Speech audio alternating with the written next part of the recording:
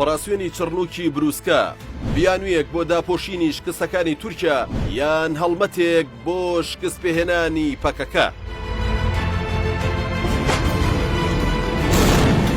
سەدەی ڕابردوو هەزاران کورد و تورک بەدەستی چەتە ئەرمەنیەکان کوژراون. ئەمە نوێترین لێدوانی ڕەجەب تەیب ئەردۆغان سەرۆکۆماری تورکیایە.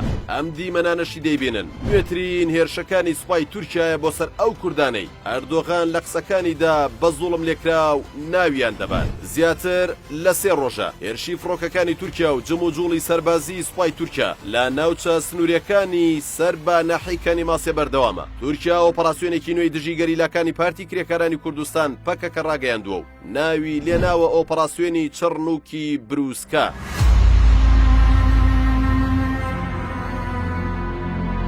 هێشتا تورکیا زامەکانی خوێنی شکستی ئۆپەراسیۆنی چیای گارای لێ دەتکێ، بەڵام هێرشێکی نوێی بۆ سەر پەکەکە دەست پێ کردووە. پرسیاری سەرەکی ئەوەیە لەم کاتەدا بۆ تورکیا ئەم هێرشانە ئەنجامەدات.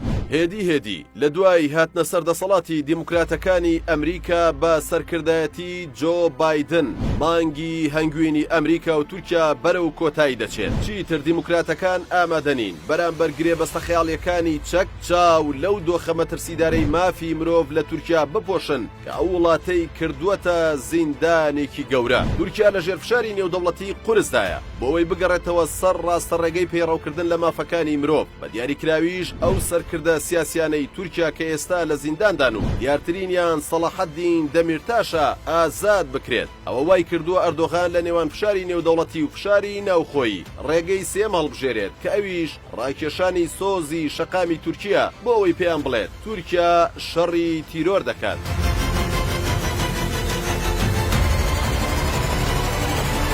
لەگەڵ هاتنە سەرکاری جۆ بایدندا چیتر تورکیا ناتوانێت بە پاساوی پارێزگاریکردن لە ئاسایشی نەتەوەی وڵاتەکەی لە سووریا و ڕۆژاوای کوردستان تەراتێن بکات و خاکی ئەو وڵاتە داگیر بکات بۆ ئەوەی ئەو دەستە پاچەیەی تورکیاش لە شەقامی تورکی بەسەر ئەردۆغاندا نەشکێتەوە ناچار ئۆپەراسیۆنەکانی لە عێراق چڕ کردوێتەوە. بۆ ئەوەش دوو خاڵی سەرەکی هاوکاری ئەو ئۆپەراسیۆنانەی تورکیان: یەکەم بێدەنگی پارتی دیموکراتی کوردستان و حکوومەتی هەرێم لە ئاست ئۆپەراسیۆنەکاندا، ئەویش بەهۆی بەرژەوەندی ئابووری هەرێم لەگەڵ تورکیا. دووەمیش بێدەنگی حکوومەتی عێراق بەهۆی نزیکبوونەوەی هەڵبژاردنی پەرلەمان و کاریگەری تورکیا لەسەر سوننەکانی عێراق، چونکە هەر جۆرە جوڵەیەکی کازمی کە بەدڵی تورکیا نەبێت لەم کاتەدا ئەوە ئەنکەرە لە ڕێگەی سوننەکانەوە گورزی خۆی لە مستەفا کازمی دەدات. تورکیا بە شێوەیەک ئۆپەراسیۆنەکەی ئەم جارێ ئەنجام داوە. ڕۆژی دووشەممە فڕۆکە جەنگیەکانی تورکیا نزیک گوندی کێستەیان تۆباران کرد. 7 تۆپ لە باخ و شوێنە ئاژەڵدارەکان کەوتنەوە و بەهۆیەوە زیانی مادی کەوتوێتەوە. هەروەها ترسود لە ڕاوکەی بۆ خەڵکی ناوچەکەش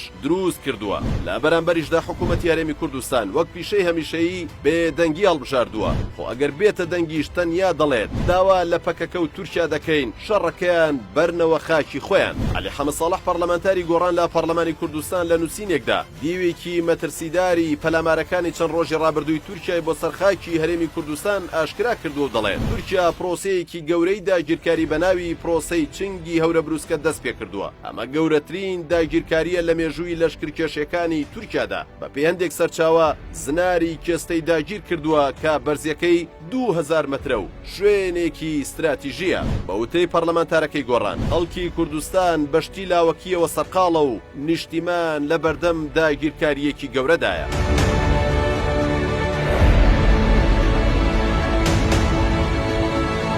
ئەنجامی ئۆپەراسیۆنەکەی تورکیا لە هەرێمی کوردستان هەرچیەک بێت هیچ شتێک لەو ڕاستیە ناگۆڕێت کە چەند مانگی داهاتوو بۆ ئەردۆغان و تورکیا کاتێکی سەخت دەبێت. ئەو پێی ئەمریکا بە فەرمی جینۆسایدی ئەرمەنەکانی ناساندووە. ئەو هەنگاوەش ڕێگە بۆ وڵاتانی دیکەی جیان خۆش دەکات بە هەمان شێوەی ئەمریکا کۆمەڵکوژی ئەرمەنەکان بە فەرمی بناسێنن. بەڵام لە بەرامبەردا ئەردۆغان خەڵکەکەی با پرسی شەڕی تیرۆرەوە سەرقاڵ دەکات و دەیەوێت بە پاساوی لێدان لە پەکەکە باری لاری وڵاتەکەی لە ڕووی ئابووری سیاسی و سەربازیەوە ڕاست بکاتەوە. بەرپرسێکی بەڵای پەکەکە نوێترین زانیاری لەبارەی ئۆپەراسیۆنەکەی ڕۆژانی ڕابردووی تورکیا لە هەرێمی کوردستان بۆ شار-پرێس ئاشکرا کرد و ڕایگەیاند. سوپای تورکیا لە قۆناغی یەکەمی ئۆپەراسیۆنی بۆ سەر ناوچەکانی باشووری کوردستان شکستی هێنا. پێدەچێت ئەو هەنگاوە حکوومەتی هەرێمی کوردستان ناچار بە لێدوان و هاتنەگۆ بکات، بەڵام نەک لەبەر بەرژەوەندی پەکەکە، بەڵکو بۆ شاردنەوەی شکستی تورکیا و لە ژێرفشاری ئەنکەرەدا ئێستا چاوەکان هەموو لەسەر ئەوەن کە ئایا ئەم جاریش سوڵای تورکیا